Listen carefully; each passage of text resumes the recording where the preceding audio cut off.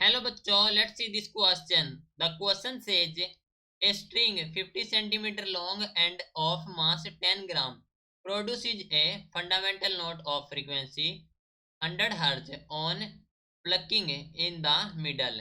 Calculate the force with which it is stretched. तो question में कहा गया है कि एक स्ट्रिंग है 50 सेंटीमीटर लॉन्ग एंड मास है 10 ग्राम जो कि प्रोड्यूस करती है fundamental note of frequency of 100 हर्ज on clicking in the middle. तो हमें कैलकुलेट करना है force with which it is stretch, that means हमें टेंशन क्रिएट करनी है और उसको फाइंड आउट करना है। तो इस क्वेश्चन के लिए हमारा की कॉन्सेप्ट यूज हो रहा है, that is the tension in a string. Tension in a string.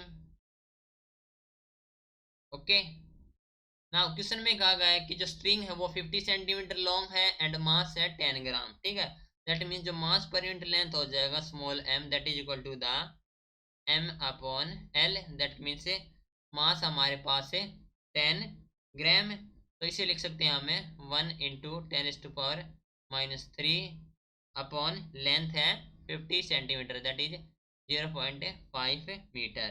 That means हम लिख सकते हैं 2 into 10⁻³ in kilogram per metre. Now जो टेंशन हो जाएगी T, that is equal to the 4v² L² into m, that means 4 into v²।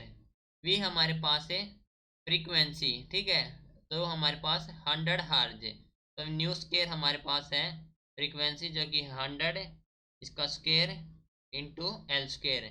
L is 0.5 का square into m जो कि है 2 इंटू 10⁻⁻3। ठीक है, तो जो हमारे पास है 4 इंटू 10⁻⁴ इंटू 1/4 इंटू 2 इंटू 10⁻⁻3। ठीक है, 4 से 4 कैंसिल कर दिया तो जो टेंशन आ गई that is equal to the हमारे पास है 2 इंटू 10⁻⁻1।